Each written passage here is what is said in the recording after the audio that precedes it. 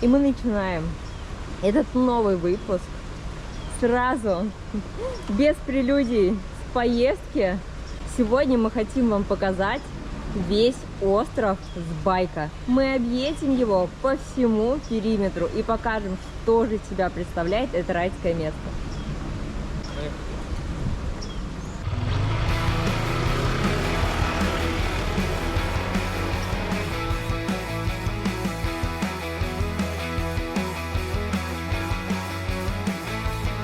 Это тоже остров, как Пхукет, но они отличаются друг от друга. У нас впереди весь день, я не знаю, как мы это все выдержим. Где наггетсы? Я хочу наггетсы. В этом во всем есть своя энергетика. Не дождь. Пушка кукушонку купила капюшон. Да.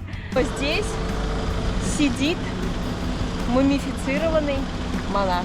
Приезжаешь в одних, уезжаешь в других. Круто? У этой нечистой души даже с водой не получается. Это самая южная точка острова Самуи.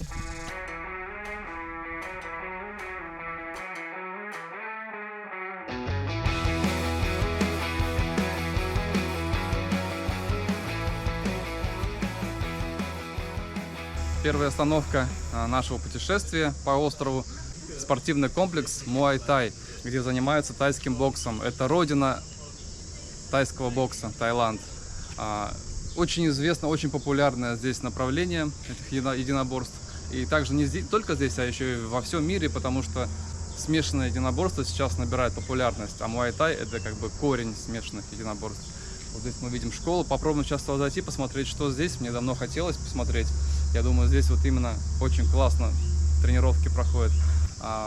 Много всевозможных афиш на тему выступлений, боев таких однодневных, где разыгрывается победитель. Есть свои призовые фонды, то есть здесь все очень развито. Город, страна живет боевыми единоборствами. Попробуем зайти.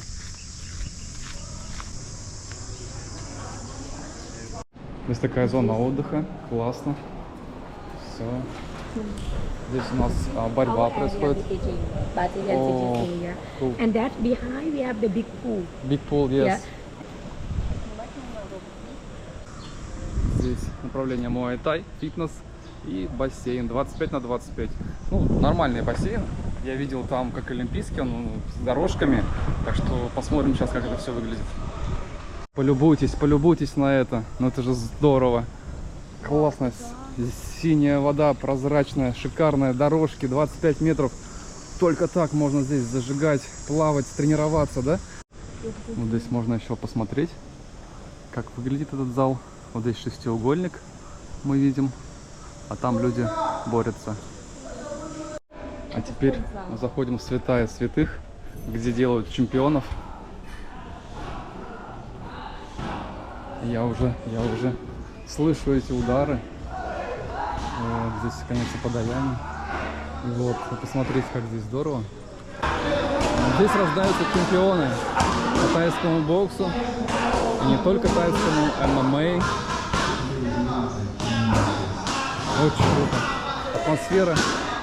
Из-за того, что здесь очень жарко, здесь выносливость должна быть в 2 раза выше. Мне кажется, они вообще для них, учитывая, какое кардио у них происходит здесь на жаре, как они тренируются просто. Да, очень мощно. Круто. Конечно. Чувствуете через экран, но в этом во всем есть своя энергетика. И это не про эзотерику, это про желание идти тренироваться вместе с ними.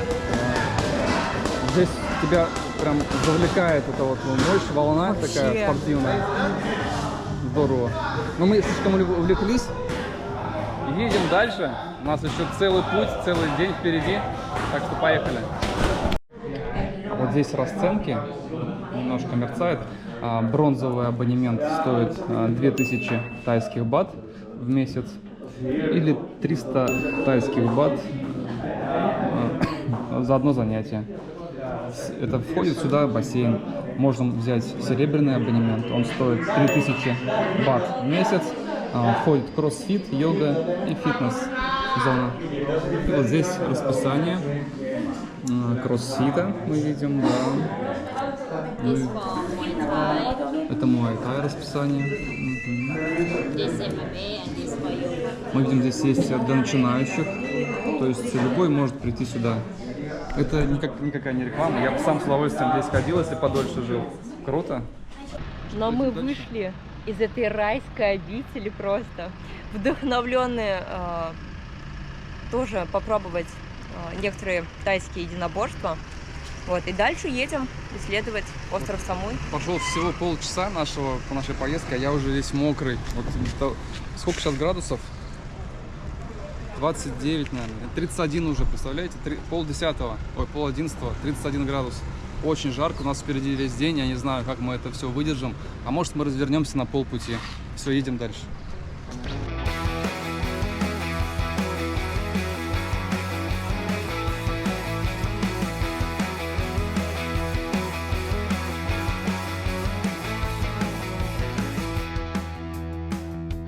А мы приехали. Это смотровая площадка Латкох. Очередное красивое место на Самуи. Посмотрим, какие здесь виды. Вау!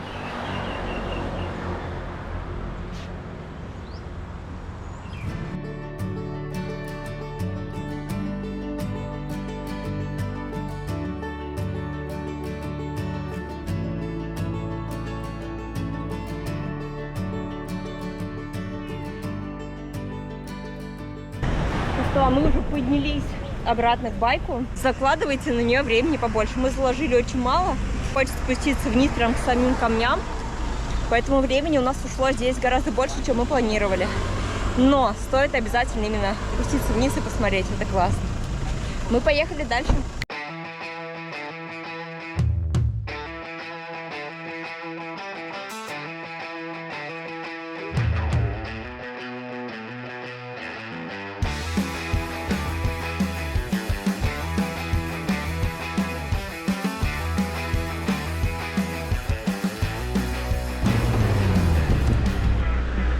Уже просто, как это возможно, восторг с первых секунд.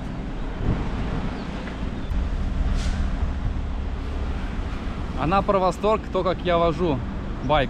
Ставьте лайк, если нравится. Вообще-то я про Красный храм. Вообще мы напоминаем, что путешествуем по периметру острова Самуи. Очень жарко. Вот. И как вы заметили, здесь одна дорога вообще всего, и очень сложно на ней развернуться, она очень такая нагруженная постоянно. Есть вторая дорога, где-то под джунглям, говорят, она идет, мы там тоже, наверное, проедем. А вообще вот она такая вот дорога, одна. И, наверное, вы видели очень много ответвлений на пляже. Мы на пляже сегодня не заезжаем, но я знаю, что пляжи Самуи — это прям очень классная тема, где многие сюда едут купаться в прозрачной воде. Об этом сделаем отдельный выпуск, а сегодня просто мы исследуем остров. А мы с вами приехали в Красный храм, или по-другому Вад Рачахамара. В общем, прошу прощения за мое исполнение тайского. В общем, Красный храм. Чем он отличается от всех других храмов, я думаю, вы видите его внешний вид. Он просто уникальный, потому что весь выполнен из глины. Просто осознайте еще раз эту информацию. Храм выполнен из глины.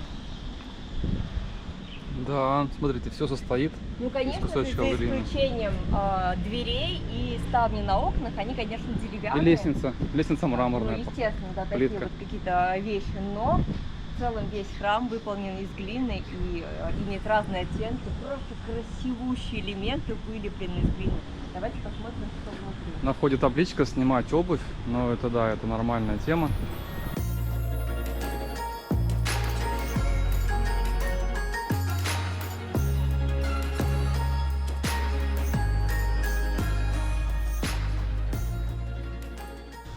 Как тебе здесь?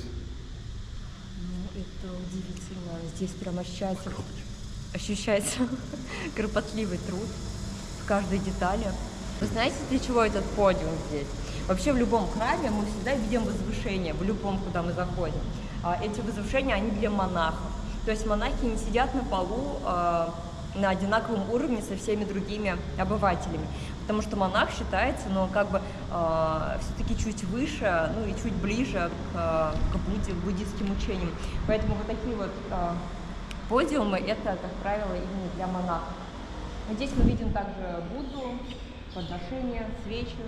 И, кстати, насколько я понимаю, это кондиционер-осушитель воздуха. Ну, то есть, видимо, для глины тоже too much, вот это вот климат. Но необычно, хочется рассматривать каждой детали, и, видимо, это все тоже писание оттуда из мифов тайских, китайских.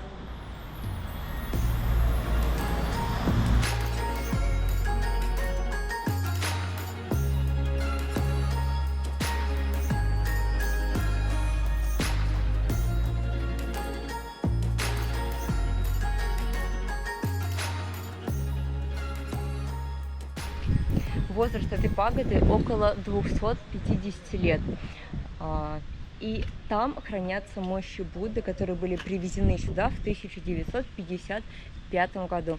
Поэтому для тайцев это, конечно же, уникальное место. Прямо у подножья пагоды мы увидим кладбище монахов. И здесь захоронены не только монахи, также здесь захоронение самого первого туриста на Самуи. Этим туристом был редактор англоязычной газеты в Самуи, который и прославил этот остров. Он писал заметки об этом месте и тем самым притянул сюда большое количество туристов.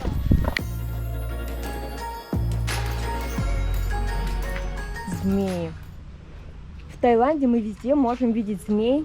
Они окружают все пагоды, все храмы, ведут к храму, как бы защищая его. Оказывается, это не просто так. Это мифический змей Наги. Существует легенда, что Наги очень хотел стать учеником Будды. Он пришел к Будде и попросил его взять к себе учеником. Но Будда ответил ему, что Наги является животным, да, из мира животных, и, к сожалению, он не может взять его к себе в ученики. Но Наги на этом не остановился, он приходил к Будде. Где наггетсы? Я хочу наггетсы. Наги не остановился Картофель фри, на этом. пожалуйста, и пару наггетсов. Он приходил в образе людей к Будде, но Будда его, конечно же, раскусил. И вот однажды Будда медитировал на берегу реки. И пошел сильный дождь. Уровень реки начал стремительно подниматься, но Будда, будучи в глубокой медитации, этого просто не замечал. И, соответственно, был высокий риск того, что Будда погибнет. Узнав об этом, Наги поспешил на помощь Будде. Он приподнял его, овил как бы под ним, накрыл его капюшоном так, что Будды уже не доставали ни ветер, ни дождь. Кукушка кукушонку купила капюшон. Да.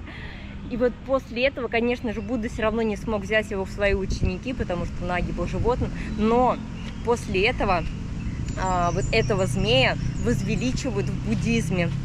Он как бы является змеем-защитником. Вот видите, даже у входа в храм мы видим змея. Его изображают по-разному, с 3 головами, с 1 головой, с капюшоном. Это не важно. Важно лишь то, что вот эти змеи, которых вы всегда увидите в храмах, это змей-защитник Наги. Вот такая вот история. Ставьте лайк, если вам было интересно. Ну все, а мы садимся на нашего коня и едем в следующее место. Просто сегодня какой-то бешеный трип по острову Самуи. Но мы берем вас с нами. Да, поехали.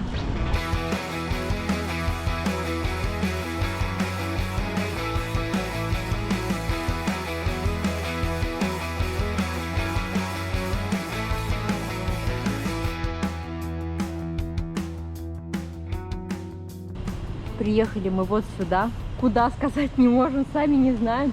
Просто увидели по пути вот такую вот большую фигуру. Но судя по тому, что здесь нельзя в открытой одежде, значит, это храм тоже китайский.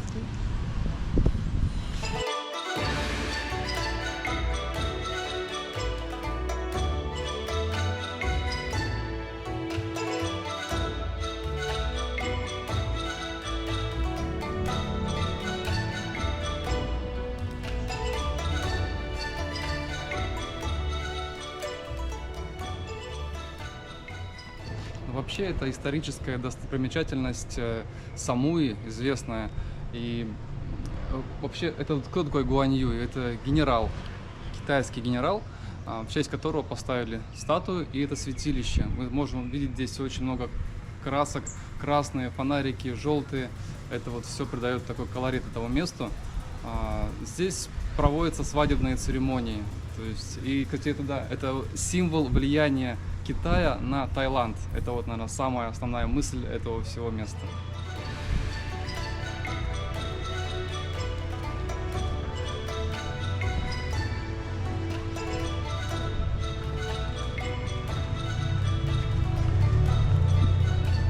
Ну, в общем, с Китаем тоже немного ознакомились. И едем дальше. Многоградные Самуи. Мы приехали на такое вот место. Такая тишина вообще. Ну, только вот байк слышно. И мечеть. Мы видим леса, тут идет строительство. Мы находимся на территории мечети, и это вот исламская школа. Нурул Ихсан Islamic School. Вот сама мечеть. Этажное здание вот это является исламской школой здесь, на Самуи. Угу. А напоминаю, что это центральная мечеть на Самуи.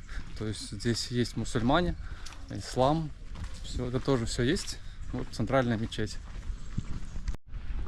Такая вроде маленькая, но очень красивая мечеть. Посмотрите, такой мини-замок с полумесяцем, со звездочкой. И вот здесь это почти мечеть султана. Почти мечеть султана в Турции, в Стамбуле.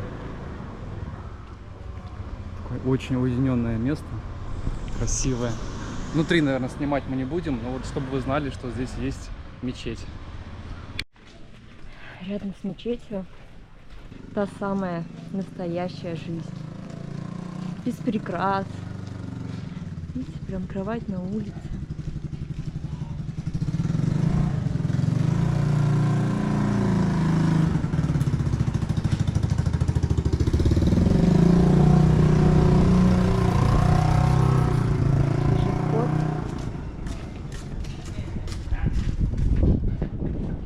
Держит птичек.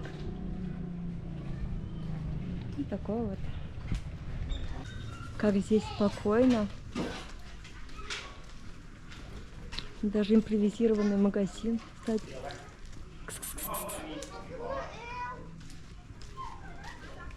Ну а мы едем дальше. Просто посмотрите, мы все взмокли. Но продолжается.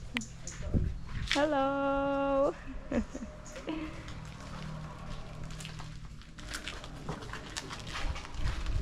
Быстро, за секунду. Да. Мы переместились. Буддийский храм. У нас был китайский, там что-то святилище. Мечеть. Да, была мечеть, было китайское святилище, теперь буддийский храм. Какой по счету уже здесь мы смотрим, я уже сбился со счету. Идем смотреть, что там интересно.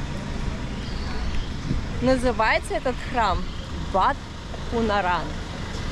И он знаменит не только своим строением, даже не знаю, как сказать, я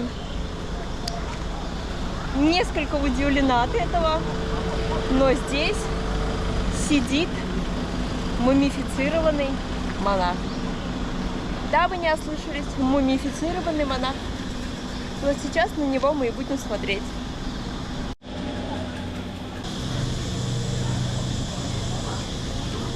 Как обычно, снимаем обувь, конечно.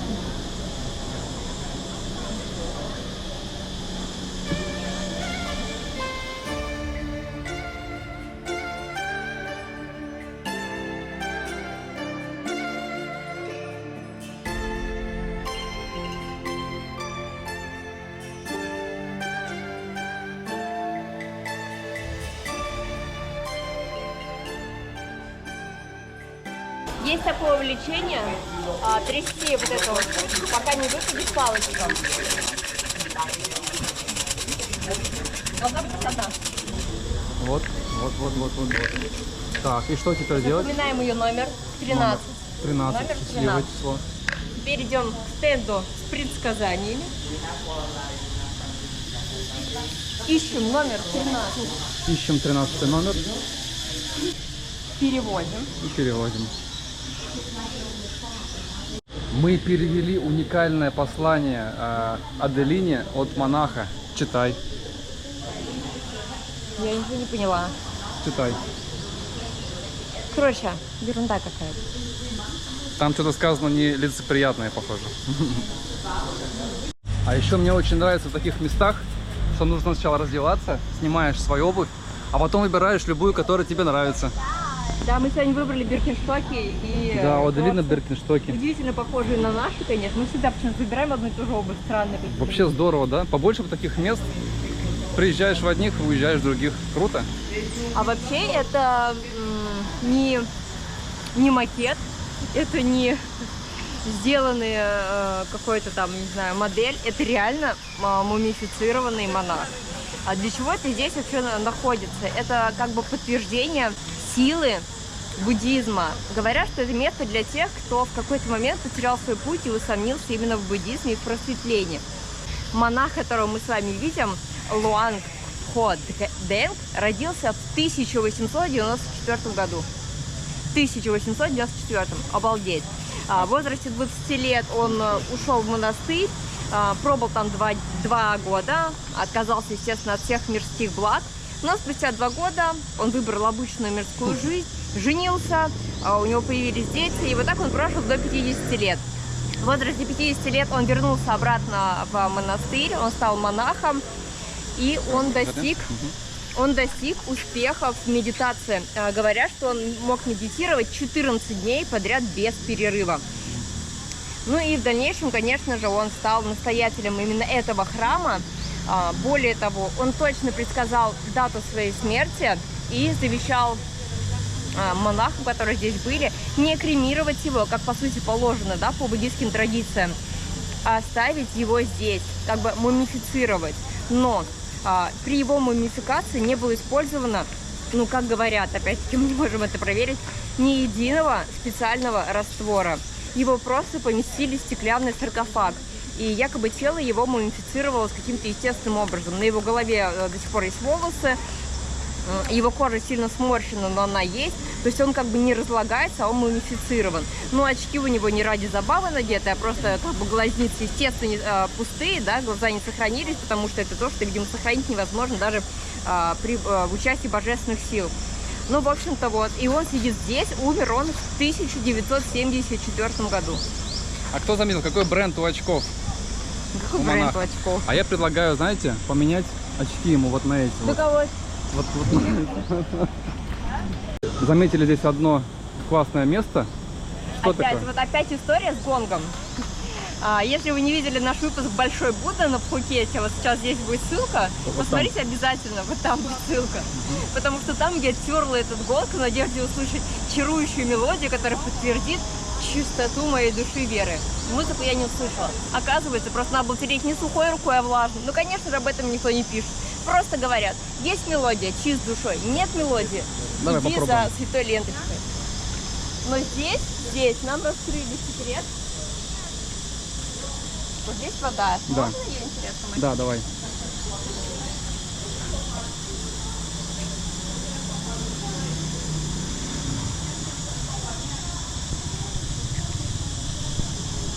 У этой нечистой души даже с водой не получается. Ну, как бы, ну здесь очень громко, я просто не понимаю, что должно быть. Да, Диджей. вот. Конечно, я не слышу. Вы что, не слышите? Я нет. Ну вот, гул. Нет. Ну, короче.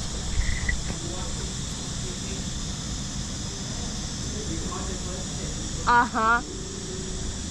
Слышите? Это мой голос был сейчас в отголоске.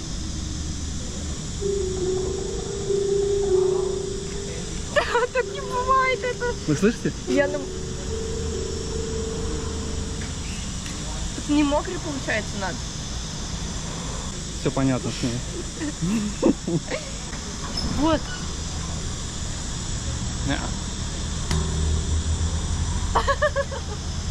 Короче, не судьба. Дурацкий. Это карма, это карма. Еще раз.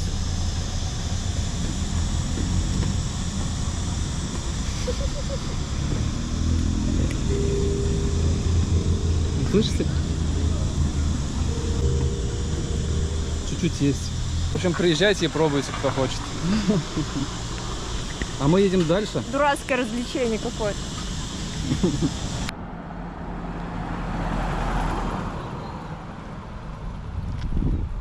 Какие тут виды просто, ребята, это обалденно. Вот вроде бы это тоже Таиланд, это тоже остров, как Пхукет, но они отличаются друг от друга. И отличаются, я бы сказала, сильно своим вайбом, постройками, архитектурой, зеленью, очень сильно. Я думаю, вы это тоже увидите, мы стараемся передать это, по крайней мере.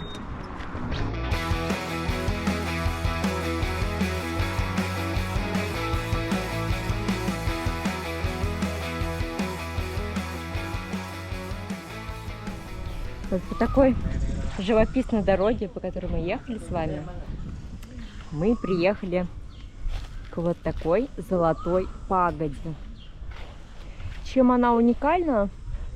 Тем, что обычно пагоды все-таки окрашивают в белый цвет, хотя мы с вами видели и золотых, да, немало, особенно в Бангкоке. Вот, кстати, кто не смотрел выпуск из Бангкока с достопримечательностями именно с храмами Бангкока, вот здесь будет ссылка наверху, посмотрите, удивительно, просто у меня это один из любимейших выпусков.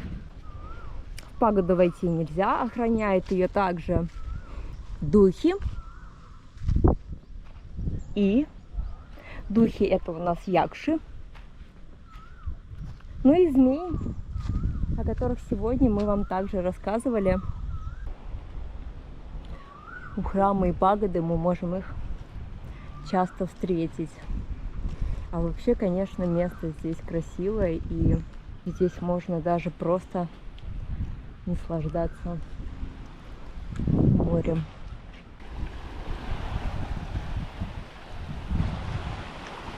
Ох, здесь столько рыб, наверное, просто нырять, снорклить. Все, как любит Константин. Но опасно. Камни очень острые, наросты на них, да, и много ежей. Но виды потрясающие. Ну а слева от пагоды мы можем увидеть вот такой вот парусник. Вернее, можно даже сказать, музей парусников. Ой. Ой, не работает, не открывается. Короче, здесь помимо того, что очень много парусников, здесь еще и мумия монаха. Но вот касаемо этой мумии, есть вопросики. Настоящий он или нет? Ну потому что уж он больно выглядит прям совсем, как будто бы с ним ничего не случилось. Все пыли. Ну что это такое? Ага, и глаза открыть. Короче, опять мумии. Не, мне не нравится такое.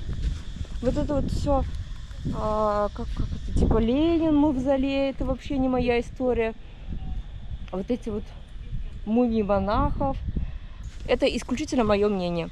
Не хочу затронуть чувство верующих, для кого это действительно божественное проявление. Это мое субъективное мнение человека, не являющегося буддистом. Вот. Поэтому идем дальше. Едем дальше, мы проехали уже. Это, кстати, это самая южная точка острова Самуи. Вот так. Вот так вот быстро мы переместились в нашу следующую локацию по пути. Это пирс. Посмотрим уже воду, да? Нет, мы смотрели на прошлой локации на море. Но здесь, может быть, ничего интересного-то не будет. На лодке. Да? Машины, автобусы, байки. Здесь какой-то аншлаг.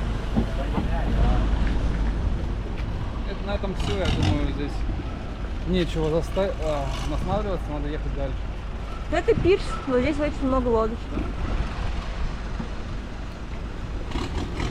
Поэтому поехали дальше. Мы проехали по восточной части, сейчас уже будем ехать по западной части острова. А вообще, знаете, тут есть две дороги.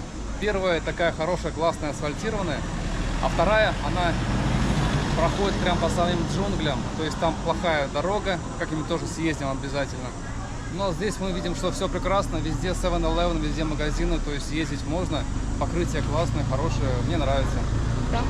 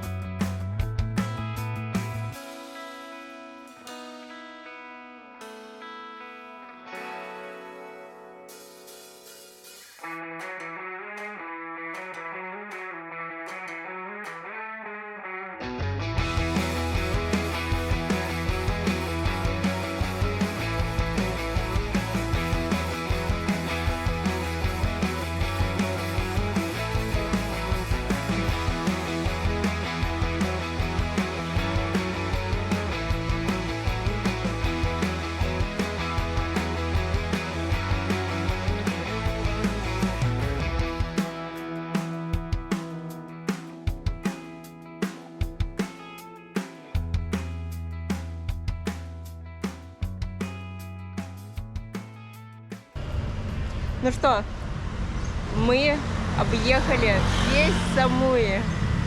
Вернее, мы с вами объехали весь Самуи. Как твои впечатления, Константин? Особенно последний час на байке. Ну нормально, вы знаете, везде дорога хорошая. О том, что наше сегодняшнее путешествие было масштабным, говорит все. Севшая камера просто. Она разрядилась как раз на последнем нашем сходе. Но не только камера у нас разрядилась. В общем, у нас остались ключи в багажнике нашего скутера, нашего мотобайка. И теперь, раньше он всегда открывал, там удаленный пульт, точнее, всегда открывалось, раньше доставал, а сейчас он просто не открывает. И нам пришлось даже вызвать технического специалиста, где мы брали байк, для того, чтобы он нам подъехал и открыл багажник хотя бы. Но дело может не в багажнике, может быть там дело даже в том, что аккумулятор сел. Почему? Вот наш байк. Вот он стоит, все хорошо ему. Ему хорошо, а нам не очень. У меня вот, например, вообще все вещи, телефон, все осталось в байке. Зарядка, кабель для камеры, чтобы зарядить, тоже осталось в байке. Хорошо, что 15 минут здесь ехать им всего лишь. И стоит такое вот удовольствие забыть ключи в багажнике 200 бат. 200 бат, и надо будет заплатить штраф такой. В итоге нам достали наш ключик. Вот так он выглядит. Это удаленный ключ для открытия. На самом деле он удаленный, дистанционный. То есть это буквально вот в 2 метрах он работает. Но из-за того, что он лежал под другим рюкзаком, он просто не дотягивался. А теперь открыли через такую специальную штуку. Вот здесь покажи. Здесь открывается такая вещь. И там специальный разъем есть для ключа пластикового, который поворачиваешь, и открывается багажник. Так это работает, оказывается. Вот, и мы достали ключ, сейчас все работает. Поэтому поехали домой. Приключения закончились на сегодня.